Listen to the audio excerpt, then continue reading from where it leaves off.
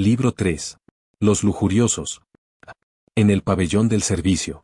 La casa de Fyodor Pavlovich Karamazov se encontraba lejos del centro de la ciudad, aunque tampoco en las afueras. Era bastante vetusta, pero tenía una fachada agradable, de una sola planta, con entrepiso, pintada de un color tirando a gris y con tejado de hierro rojo.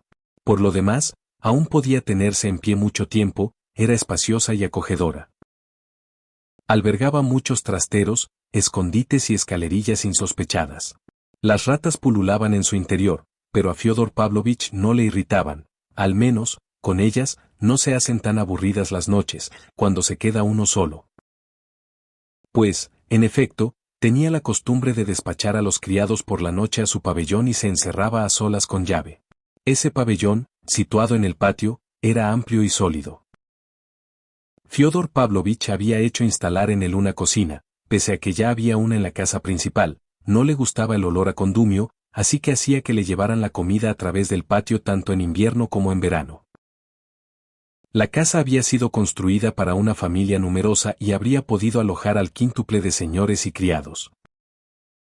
Pero en el momento de nuestro relato en la casa solo vivían Fyodor Pavlovich e Iván Fyodorovich, y el pabellón del servicio lo ocupaban en total 3 criados, el viejo Grigori, su mujer, la vieja Marfa, y el joven Smerdiakov.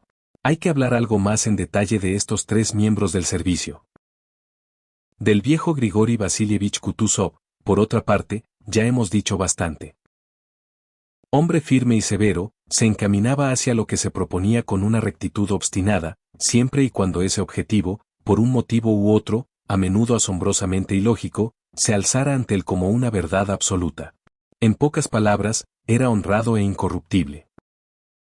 Su mujer, Marfa Ignatievna, aun habiéndose sometido toda la vida sin rechistar a la voluntad de su marido, le había insistido de un modo espantoso, inmediatamente después de la liberación de los campesinos, por ejemplo, para que dejasen a Fyodor Pavlovich y se embarcaran en un pequeño negocio en Moscú. Disponían de algunos ahorros, pero Grigori decidió entonces, y de una vez por todas, que su mujer mentía, porque ninguna mujer es sincera, y que no debía abandonar a su antiguo amo, fuera este como fuera, porque ahora era ese su deber. ¿Tú entiendes lo que es el deber?, le preguntó a Marfa Ignatievna. Sí, Grigori Vasilievich. Lo que no entiendo es que nuestro deber sea quedarnos aquí, le respondió con firmeza Marfa Ignatievna. Va, lo comprendas o no, así será. De ahora en adelante, silencio. Y así fue, no se marcharon, y Fyodor Pavlovich les asignó un salario, pequeño, pero que les pagaba con regularidad. Grigori sabía, además, que tenía sobre su amo una influencia indiscutible. Lo sentía y era verdad. Bufón astuto y terco, Fyodor Pavlovich, de carácter muy firme, para ciertas cosas de la vida, como él mismo decía, tenía, para gran asombro suyo, un carácter más bien debilucho para tantas otras cosas de la vida. Sabía muy bien cuáles eran y le daban mucho miedo. Para ciertas cosas de la vida hay que tener los oídos bien abiertos y eso resultaba muy duro sin un hombre de confianza al lado, y Grigori era un hombre fidelísimo. En muchas ocasiones a lo largo de su carrera, Fyodor Pavlovich había podido recibir algún que otro golpe, y además doloroso, y siempre había acudido en su ayuda a Grigori, aunque luego, cada vez, recibía un sermón de su amo.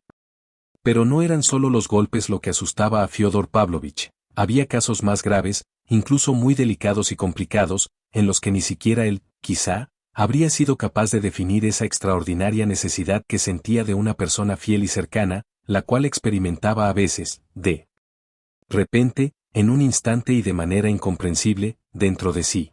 Eran casos casi enfermizos, depravadísimo y a menudo cruel en su lujuria, como un insecto maligno. Fyodor Pavlovich sentía repentinamente, en alguna ocasión, en esos minutos de embriaguez, un miedo espiritual y una sacudida moral que repercutían casi físicamente, por así decirlo, en su alma.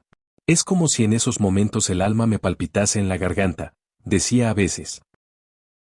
Era justo en esos instantes cuando le gustaba tener a su lado, próximo a él, quizá no en la misma habitación, pero sí en el pabellón, a un hombre leal, firme, completamente distinto a él, no corrompido, y que, aun siendo testigo de su vida en continuo libertinaje y estando al corriente de todos sus secretos, por su fidelidad, le permitiera cualquier cosa, no se opusiera y, lo más importante, no le reprochara nada ni lo amenazara con nada, ya fuera en este mundo o en el futuro, y que, en caso de necesidad, también lo defendiera. ¿De quién? De alguien desconocido, pero terrible y peligroso. Lo esencial era precisamente que debía tener sin falta a otro hombre, un viejo amigo a quien poder llamar en un mal momento, solo para mirarlo a la cara, quizá para intercambiar alguna palabrita, aunque fuera de escasa importancia, y si Grigori se quedaba igual, si no se enfadaba, sentía al instante un alivio en el corazón, pero, si se enojaba, en cambio, se ponía aún más triste. Algunas veces, aunque, por lo demás, muy pocas, Fyodor Pavlovich se presentaba, incluso en plena noche, en el pabellón y despertaba a Grigori, para que éste fuera un rato a hacerle compañía. Grigori iba, y Fyodor Pavlovich empezaba a hablarle de las tonterías más banales y enseguida le dejaba irse, a veces incluso con una pequeña burla o bromita, y luego, tras mandar todo a paseo, se acostaba y entonces dormía el sueño de los justos. Algo parecido le había pasado a Fyodor Pavlovich cuando llegó a Aliosa. Aliosa le atravesó el corazón, porque vivía allí, lo veía todo y no reprobaba nada. Más aún, había traído consigo algo insólito, una falta total de desprecio por él, viejo como era, le mostraba, al contrario, una ternura constante y un cariño completamente sincero y natural, así como poco merecido. Todo eso había sido para el viejo depravado y célibe una grandísima sorpresa, totalmente inesperada para él, que hasta ese momento solo había amado la inmundicia. Cuando se marchó a Aliosa, se confesó a sí mismo que había entendido ciertas cosas que hasta entonces no había querido entender.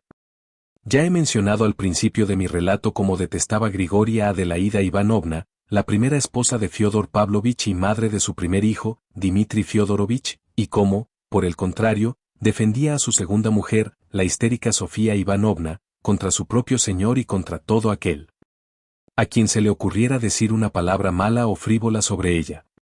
La simpatía por esta desgraciada se había convertido para él en algo tan sagrado que ni siquiera 20 años más tarde hubiese soportado de nadie la más mínima alusión acerca de ella y el ofensor se habría encontrado en el acto con su réplica.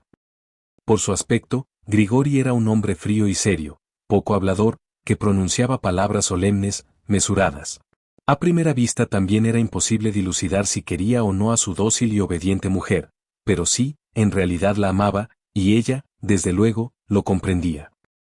Esta Marfa Ignatievna era una mujer que no solo no era estúpida sino que quizá incluso fuese más inteligente que su marido, por lo menos más sensata en las cuestiones de la vida, y, sin embargo, se había subordinado con resignación y en silencio desde el principio mismo de su unión conyugal y sin duda lo respetaba por su superioridad espiritual. Es digno de señalar que, entre los dos, a lo largo de su vida en común, habían hablado poquísimo y solo de las cosas más corrientes e imprescindibles. El circunspecto y majestuoso Grigori reflexionaba sobre sus asuntos y preocupaciones siempre a solas, así que Marfa Ignatievna había entendido hacía mucho tiempo, y de una vez para siempre, que él no necesitaba en absoluto sus consejos. Sentía que su marido valoraba su silencio y que lo consideraba una prueba de inteligencia. Golpearla no la había golpeado nunca, a excepción de una sola vez, aunque muy levemente.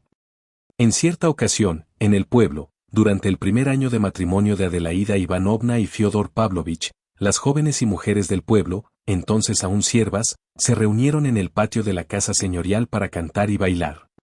Empezaron a entonar en los prados cuando, de pronto, Marfa Ignatievna, a la sazón una mujer aún joven, saltó delante del coro y bailó la danza rusa de una manera especial, no a la manera del campo, como las otras mujeres, sino como la bailaba cuando servía en casa de los ricos Miusov, en su teatrito privado, donde un maestro de baile, venido expresamente de Moscú, enseñaba danza a los actores. Grigori estuvo viendo a su mujer bailar y, ya en su isba, una hora después, le dio una lección, tirándole un poco del pelo. Pero los golpes se terminaron ahí para siempre, y no volvieron a repetirse en toda su vida. Además, Marfa Ignatievna, desde ese día, hizo el voto de no bailar. Dios no les había dado hijos, tuvieron una criatura, sí, pero murió. Era obvio que a Grigori le gustaban los niños, ni siquiera lo ocultaba, es decir, no se avergonzaba de manifestarlo. A Dmitri Fyodorovich lo tomó a su cargo al huir Adelaida Ivanovna, cuando era un niño de 3 años, y lo cuidó casi un año, él mismo lo peinaba y lo lavaba en la tina. Luego se ocupó también de Iván Fiodorovich y de Aliosa, lo que le valió una bofetada, pero todo esto ya lo he contado. Su propio hijo solo le dio la alegría de la esperanza, cuando Marfa Ignatievna aún estaba encinta. Cuando nació, sin embargo, le atravesó el corazón de pena y horror. El hecho es que el niño había venido al mundo con 6 dedos. Al verlo, Grigori se quedó tan abatido que no solo estuvo callado hasta el día del bautizo, sino que se iba a propósito al huerto para no hablar. Era primavera y, durante 3 días seguidos, no hizo sino cavar bancales en el huerto. Al tercer día había que bautizar al niño. Para entonces, Grigori ya había tenido tiempo de pensar algo. Al entrar en la isba donde se había reunido el clero con los invitados, finalmente, con el propio Fyodor Pavlovich, que se había presentado en calidad de padrino, declaró de repente que al niño no había que bautizarlo bajo ningún concepto. Lo dijo en voz baja, sin excederse en palabras. Articulándolas con desgana, limitándose a posar su mirada fija e inexpresiva sobre el sacerdote. ¿Por qué?, le preguntó el sacerdote con un asombro jovial. ¿Por qué? ¿Es un dragón?, musitó Grigori. ¿Cómo que un dragón? ¿Qué dragón? Grigori guardó silencio unos momentos. Se ha producido una confusión de la naturaleza, farfulló y, si bien habló de manera muy poco clara, lo hizo con firmeza, sin ganas, a todas luces, de dar más explicaciones. Se echaron a reír y, como es natural, bautizaron al pobre niño. Grigori rezó con fervor junto a la pila bautismal, pero no cambió de opinión sobre el recién nacido. Por lo demás, no se opuso a nada, pero en las 2 semanas que vivió la enfermiza criatura apenas lo miró, incluso hacía como si no estuviera y pasaba la mayor parte del tiempo fuera de la isba. Pero, cuando al cabo de 2 semanas el niño murió de difteria, el propio Grigori lo depositó en el ataúd, lo miró con una profunda tristeza y, en el momento en que cubrían de tierra su pequeña y poco honda tumba, se arrodilló y se inclinó hasta el suelo. Desde entonces, durante muchos años no mencionó a su hijo ni una vez, y tampoco Marfa Ignatievna, en su presencia, se acordaba de él, y cuando alguna vez hablaba con alguien de su hijito, lo hacía en un susurro, aun si no estaba presente Grigori Vasilievich. Marfa Ignatievna notó que, desde aquella pequeña tumba, su marido había empezado a ocuparse esencialmente de cosas divinas. Leía las Chetiminei, a menudo en silencio y a solas, calándose cada vez sus grandes gafas redondas de montura plateada. Leía pocas veces en voz alta, si acaso en Cuaresma. Le gustaba el libro de Job. Había sacado de no se sabe dónde una colección de discursos y de sermones de nuestro santo padre Isaac de Siria, y lo leyó obstinadamente muchos años, casi sin entender nada, pero quizá fuera por ese motivo por lo que quería y apreciaba ese libro más que ningún otro. En los últimos tiempos había empezado a escuchar y a estudiar a los flagelantes, tras haber conocido a algunos en la vecindad, y se quedó visiblemente impresionado, si bien no le pareció justo abandonar su fe por otra. Sus lecturas de cosas divinas habían conferido a su fisonomía, como es natural, un aspecto aún más solemne. Quizá tuviera propensión al misticismo. Pero, como hecho a propósito, la llegada al mundo y la muerte de su hijo de 6 dedos coincidieron con otro incidente muy extraño, inesperado y singular, que dejó en su alma, según la expresión que utilizaría más adelante, una huella. Sucedió que el mismo día en que enterraron a la criatura de 6 dedos, Marfa Ignatievna, tras despertarse en plena noche, oyó como los llantos de un recién nacido. Se asustó y despertó a su marido. Este aguzó el oído y se dio cuenta de que más bien era alguien que gemía, parecía una mujer. Se levantó y se vistió, era una noche de mayo, bastante cálida. Al salir a la entrada, oyó con claridad que los gemidos provenían del huerto. Pero el huerto, por la noche, estaba cerrado con llave desde el patio y no había modo alguno de entrar por otro lugar, pues estaba cercado por una valla alta y recia. De vuelta a casa, Grigori encendió un farol, tomó la llave del huerto y, sin prestar atención al miedo histérico de su mujer, quien continuaba asegurando que oía el llanto de un niño y que seguramente era